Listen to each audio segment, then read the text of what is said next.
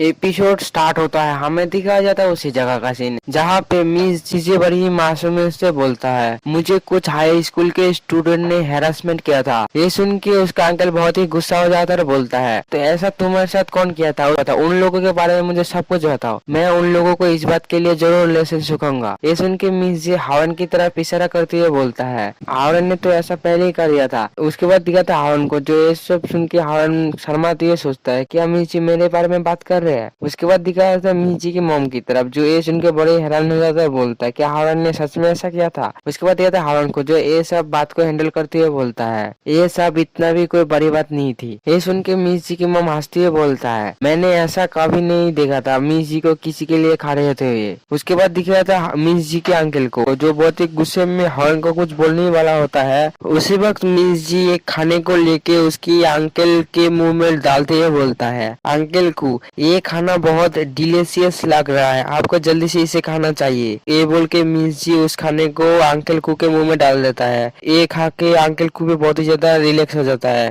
उसके बाद देखा था हावन को, जो ये सब करते हुए मिस जी की तरफ देख रहा होता है। उसके बाद हावन बोलता है, मुझे भी ऐसा चाहिए था।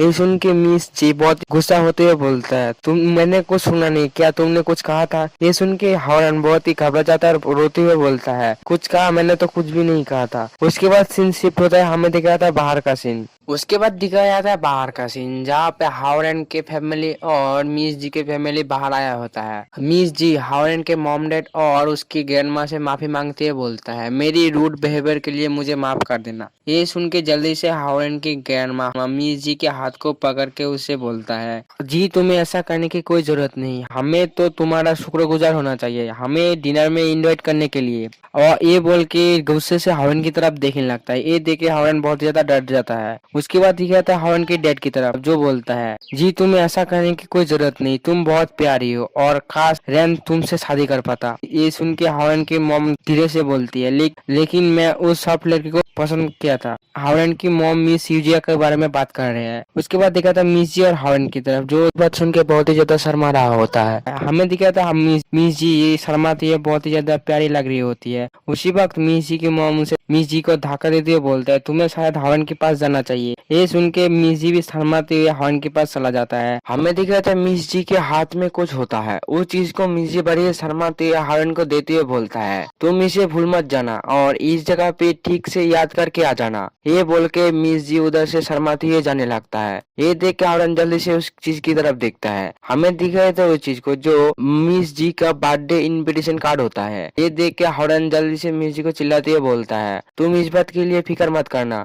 मैं याद करके उसमें ठीक से टाइम पर तुम्हारे बर्थडे पार्टी पे पहुंच जाऊंगा। ये सुन के मिस जी शर्माते हुए हावन को बोलता है, तुम एक पागल हो। उसके बाद सीन शिफ्ट होता है, हमें दिख रहा था मिस्सू के ऑफिस के अंदर, जहाँ पे मिस्सू बोलता है, मुझे नहीं लगा था तुम मुझे एक गिफ्ट दोगे। हमें दिख रहा था मिस्सू के हाथों में एक ब्रेसलेट को।